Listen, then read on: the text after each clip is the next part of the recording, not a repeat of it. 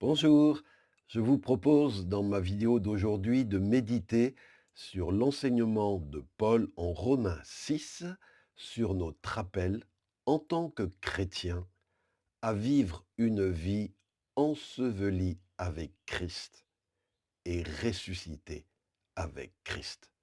Nous allons voir qu'est-ce que cela veut dire au juste et comment cela doit-il se manifester concrètement dans notre vie. Alors d'abord, voyons cette affirmation forte de l'apôtre Paul en Romains 6,4. Je lis, Paul écrit, nous avons donc été ensevelis avec lui, avec Jésus, par le baptême, en relation avec sa mort, afin que comme Christ a été ressuscité par la puissance glorieuse du Père, nous aussi, nous menions une vie nouvelle. Si tu es chrétien, si tu as été baptisé dans les textes bibliques, dans les livres des Actes des Apôtres, on voyait que les croyants étaient baptisés par immersion, ils étaient immergés dans l'eau. C'est une forme de baptême qui est pratiquée dans le monde entier. Quand on est immergé dans l'eau, c'est un signe, un symbole d'une vie qui est ensevelie avec Jésus. Pour que, comme Jésus est ressuscité par la puissance glorieuse du Père, nous aussi, qui choisissons de devenir disciples du Christ, nous menions une vie nouvelle. Donc, le baptême, c'est on ensevelit notre ancienne manière de vivre. Et quand on sort de l'eau, c'est on s'engage à mener une vie nouvelle avec l'assistance, l'aide de l'Esprit de Dieu. Alors maintenant, nous allons voir comment concrètement, comment une vie ensevelie avec Christ, comment est-ce que ça doit se manifester? Eh bien, nous allons voir dans cette vidéo 4 manières, euh, 4 conséquences d'une vie ensevelie avec Jésus. Premièrement, ça se manifeste, une vie ensevelie avec Christ, par une vie libérée de l'esclavage du péché. C'est ce que Paul écrit dans Romains 6, 6. Je le lis. Comprenons donc que l'homme que nous étions autrefois a été crucifié avec Christ, afin que le péché, dans ce qui fait sa force, soit réduit à l'impuissance et que nous ne soyons plus esclaves du péché. Que le péché n'exerce donc plus sa domination sur votre corps mortel pour vous soumettre à ses désirs.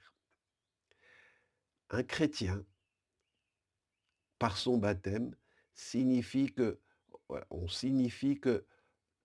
l'homme, la femme, le jeune homme, la jeune femme que nous étions autrefois, où on vivait selon les désirs de notre cœur, de notre homme naturel, eh bien, cet homme-là, cette personne-là a été crucifié avec Christ pour que le péché, cette attirance de l'être humain depuis sa naissance, cette inclinaison vers ce qui est mal, pour que le péché soit réduit à l'impuissance et que nous n'en soyons plus les esclaves, que le péché ne domine plus sur nous. Donc une vie ensevelie avec Christ, c'est une vie libérée de l'esclavage du péché. Le péché n'est plus un maître qui domine la personne ensevelie avec Christ. Alors bien sûr, il va nous arriver parfois de pécher. C'est ce que Jean, l'apôtre Jean dit dans 1 Jean 1,8. Il dit si quelqu'un dit qu'il n'a pas de péché, c'est un menteur. Mais si ta vie a été vraiment mise au tombeau avec Christ, il va t'arriver peut-être à un moment ou un autre de pécher, mais tu n'en seras plus l'esclave.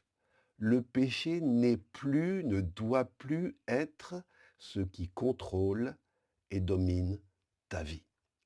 Et si le péché te domine encore, bien que tu sois chrétien, baptisé, c'est que ta mise au tombeau avec Christ est déficiente. Deuxième conséquence, deuxième manière par laquelle on reconnaît une vie ensevelie avec Christ. Eh bien, c'est par un corps qui n'est plus au service du péché. C'est ce que Paul enseigne dans Romains 6, versets 12 et 13. Voici ce qu'il dit. Ne mettez pas vos membres et organes à la disposition du péché comme des armes au service du mal. Mais puisque vous étiez morts et que maintenant vous êtes vivants, offrez-vous vous-même à Dieu et mettez les membres et organes de votre corps à sa disposition comme des instruments pour faire ce qui est juste. Donc, autrefois, on faisait, voilà, ce qui nous faisait plaisir, tous les plaisirs, les désirs de notre corps, on voulait les satisfaire. Notre corps était au service du mal. Mais maintenant, il est dit, il ne doit plus en être ainsi si ta vie a été mise au tombeau. Tes organes, les membres de ton corps, doivent être désormais des instruments pour faire ce qui est bien, ce qui est juste. Et Paul ajoute dans Romains 6, 19, de même que vous avez offert autrefois les membres et organes de votre corps en esclaves pour agir d'une manière immorale et qui ne respecte pas la loi de Dieu, offrez-les maintenant en esclaves à la justice pour devenir saints dans votre être et votre conduite.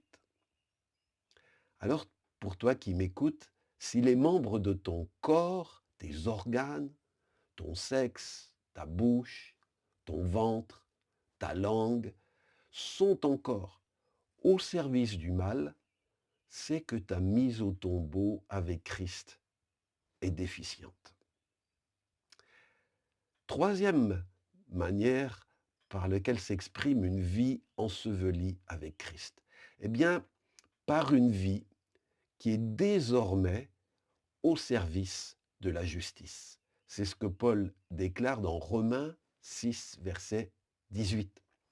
Il écrit, je le cite, « À présent, affranchis du péché, vous êtes devenus esclaves de la justice. » Si tu es devenu esclave de ce qui est juste, de ce qui est beau, de ce qui est bon, ta mise au tombeau, elle est bien réelle. Quatrième manière par laquelle on reconnaît une vie mise au tombeau avec Christ, eh bien c'est par une vie de sainteté, une vie dont on n'a pas à rougir, dont on n'a pas à avoir honte. C'est ce que Paul dit dans Romains 6, versets 20 à 22. Je le cite. « Lorsque vous étiez encore esclaves du péché, quel fruit portez-vous alors? Des actes qui vous font rougir de honte aujourd'hui. Mais maintenant, affranchis du péché et devenus esclaves de Dieu, le fruit que vous portez, c'est une vie sainte. Et le résultat auquel vous aboutissez, c'est la vie éternelle. » Si je pense, aucun de nous ne naît chrétien, on le devient un jour par une prise de conscience, quand la grâce nous touche. Mais avant de connaître Christ, quand on était encore dans l'esclavage du péché, Les fruits qu'on portait, ils n'étaient pas à la gloire de Dieu. On a fait dans ces périodes-là des choses, on a dit, on a commis des actes qui, aujourd'hui, dont on a honte, qui nous font rougir de honte, dont on ne veut même pas parler. Mais ça, c'était autrefois, avant d'être mis au tombeau. Mais maintenant qu'on a été mis au tombeau, on n'est plus esclave de ces choses, on est devenu esclave de Dieu, et la vie qu'on mène, c'est plus une vie morale, c'est une vie sainte, et qui va aboutir à la vie éternelle. Alors pour toi qui m'écoutes, je voudrais te dire que si vraiment dans ton cœur, tu recherches et tu vis dans la sainteté, bien sûr on a vu qu'il n'exclut pas qu'il peut y avoir une chute temporaire, eh bien si tu recherches et vis dans la sainteté, c'est une preuve que ta mise au tombeau, la mise au tombeau de ta vie, est bien une réalité. Et pour terminer cette vidéo, j'aimerais vous poser quelques questions que j'aimerais vous demander d'y réfléchir sous le regard de Dieu. Ces questions, elles s'adressent aux croyants, aux chrétiens, que tu aies été baptisé ou pas encore baptisé, mais que tu as donné ton cœur au Seigneur, que tu as décidé de suivre Jésus. Bien, voici les questions que je voudrais t'adresser. 1. Es-tu conscient que ta vie est appelée à être ensevelie avec Christ? Est-ce que tu réalises que l'appel de Dieu pour ta vie, c'est que ta vie soit ensevelie avec Christ dans tout ce qui peut déshonorer Dieu? C'est ça ton appel, ta vocation. Mettre au tombeau tout ce qui autrefois faisait ta vie, mais provoquait la colère de Dieu, attristait Dieu. Tout cela, Dieu t'appelle à le mettre au tombeau et à vivre une vie nouvelle. Vivre en nouveauté de vie. Porter non plus des actes qui te font honte, mais porter des fruits de l'Esprit Saint, des fruits qui glorifient Dieu. Et voici ma deuxième question. Si tu peux y répondre honnêtement. Tu es chrétien, tu portes le nom de chrétien, tu te dis chrétien, mais de quoi es-tu encore l'esclave? Y a-t-il quelque chose dans ta vie qui n'est pas encore mis au tombeau? Quelque chose qui te domine? Quelque chose qui n'est pas en accord avec ton identité d'enfant de Dieu, d'enfant de lumière? Quelque chose de ténébreux, quelque chose qui te détruit, quelque chose qui est honteux, quelque chose dont tu n'es pas fier? Es-tu encore esclave? C'est important d'être honnête, c'est important devant Dieu. Dieu connaît ta vie et Dieu t'appelle à mettre ta vie au tombeau. Alors sache reconnaître devant lui les choses qui n'y sont pas encore. Ma troisième question, c'est: as-tu le désir et la volonté de renoncer à ces choses qui n'ont pas été mises au tombeau? Je vois des chrétiens qui, voilà, ils sont chrétiens, mais ils justifient telle ou telle chose dans leur vie encore. Ils n'y voient pas, ouais, bon, c'est pas trop grave. Voilà, c'est comme si, il y a des parties de ma vie, si c'est pas au tombeau, c'est pas grave. Mais c'est pas ça l'appel de Dieu pour toi. C'est pas ça. Tu peux pas justifier de conserver des choses de ton passé qui étaient quand tu étais esclave du péché. Maintenant, tu n'es plus. Ce n'est plus ton identité. Tu dois t'en séparer. Tu dois marcher en nouveauté de vie. Tu n'as plus à faire les mêmes choses que tu faisais. les choses dont tu étais accro, addict, tu dois, avec la grâce de Dieu, au nom de Jésus, renoncer, prier pour ta délivrance. Parfois, c'est pas que Jésus peut pas te libérer, c'est que parfois, c'est toi qui ne veux pas te séparer de telle ou telle chose. Tu ne veux pas y renoncer.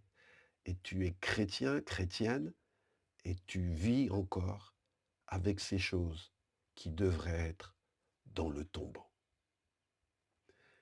Et ma quatrième et dernière question, c'est que vas-tu décider de changer dans ta vie à la lumière des passages que nous avons lus? Est-ce qu'il y a quelque chose à la lecture de Romains 6 que Dieu te demande de mettre au tombeau? Est-ce qu'il y a quelque chose dans ta perception de ta vie chrétienne qui doit changer? Comprendre quel est ce à quoi Dieu t'appelle. Et pour terminer, je voudrais prier. Il y a 3 choses que j'ai sur le cœur de prier. 1, je te prie, Seigneur, au nom de Jésus, pour que dans le cœur, dans l'esprit, dans l'âme, dans le corps de tous ceux, toutes celles qui entendront cet enseignement de Romains 6, je prie pour un éclairage, pour une illumination, pour une révélation par le Saint-Esprit, pour convaincre tout chrétien, tout croyant qui écoute cette vidéo que son appel, que sa vie, sa destinée, c'est de mettre dans sa vie tout ce qui est mal, de le mettre au tombeau avec Christ. Christ a pris tous nos péchés. Christ est mort sur la croix pour nous délivrer du mal. Et le mal n'a pas vocation à être accueilli, mais à mourir dans notre vie. Seigneur, je prie au nom de Jésus pour que les personnes prennent conscience que leur identité de croyant, c'est ma vie dans tout ce qu'elle peut avoir, où elle était contraire à la volonté de Dieu, ma vie est appelée à être mise au tombeau. La deuxième chose que je prie maintenant, au nom de Jésus, c'est que toi qui m'écoutes, toi qui es peut-être encore dans des zones d'esclavage, toi peut-être qui justifie certaines choses et refuse de les amener au tombeau, je veux prier au nom de Jésus que le Saint-Esprit te donne maintenant d'être mal à l'aise. Que maintenant, peut-être, tu t'es pas perturbé par ça, mais maintenant que ça te perturbe, que l'Esprit de Dieu te convainc que ces choses n'ont rien à faire dans ta vie de croyant, de croyante. Je veux prier que tu ne puisses plus être tranquille avec les choses dans ta vie qui ne sont pas encore dans le tombeau, mais qui devraient y être. Et la troisième chose pour laquelle je veux prier, c'est je veux prier pour que Dieu, dans sa grâce, pour sa gloire, crée en toi le vouloir et le faire de mourir à ce qui ne glorifie pas Dieu dans ta vie. Je prie au nom de Jésus que tu aies la volonté donnée par Dieu et aussi les actes qui suivent pour amener au tombeau, faire mourir. Au nom de Jésus, que meure, se dessèche au nom de Jésus comme le figuier, se dessèche tout ce qui ne glorifie pas Dieu dans ta vie. Au nom de Jésus. Tu es appelé, mon frère, ma sœur, à la liberté et à la sainteté. Que Dieu te bénisse et je te donne rendez-vous vendredi prochain pour un nouveau message. Et si tu as été béni, touché, dis-le-moi dans ton commentaire. Et si tu penses que cette vidéo serait utile à un frère, une sœur dans la foi, pense à la lui partager. Sois béni. À vendredi prochain.